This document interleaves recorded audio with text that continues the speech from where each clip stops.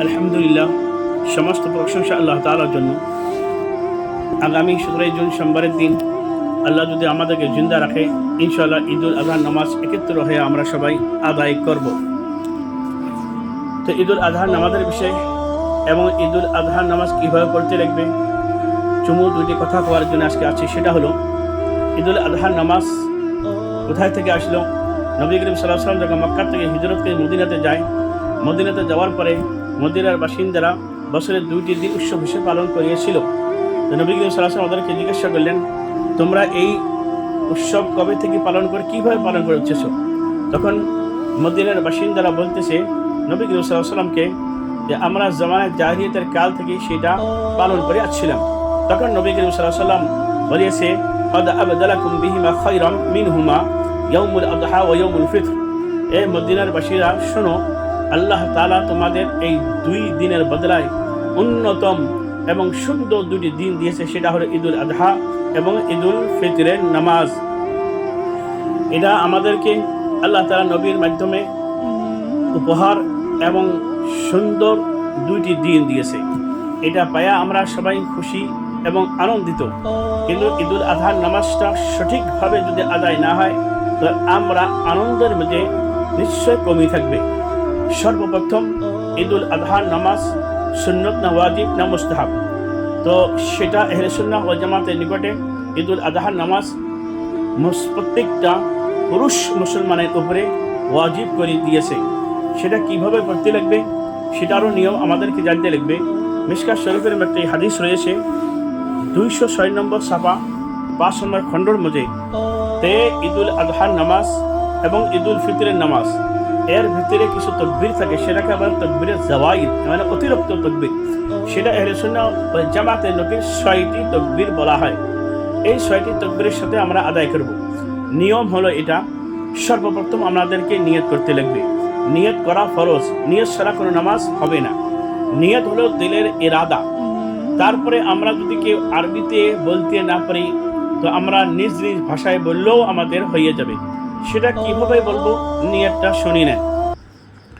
তো কেবলা মুখে দাঁড়াইয়া ঈদুল আজহার ওয়াজিব নামাজ অতিরিক্ত 6 তকবীরের সাথে এই ইমামের পিছনে আমি ইক্তাদায়িত করি, নিয়ত করলাম। এইভাবে নিয়ত করার পরে তারপরে যেটা দ্বিতীয় কাজ হবে সেটা তাকবীরে তাহরিমা।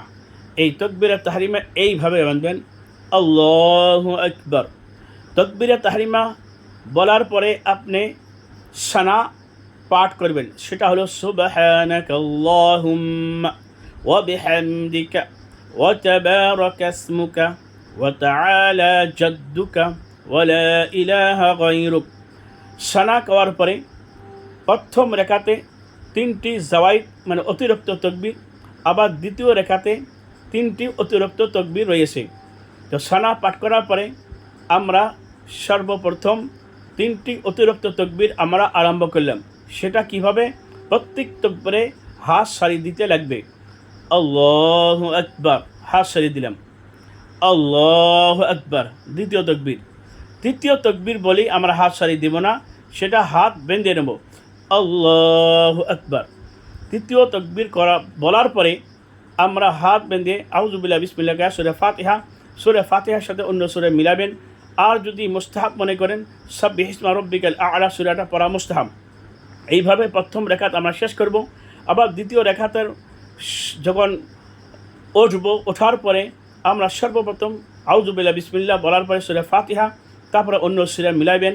সবথেকে ভালো হলো সূরা হাল আতাকা হাদিসুল গাশিয়া, সূরা গাশিয়া পড়লে এটা মুস্তাহাব আদায় হয়ে যাবে।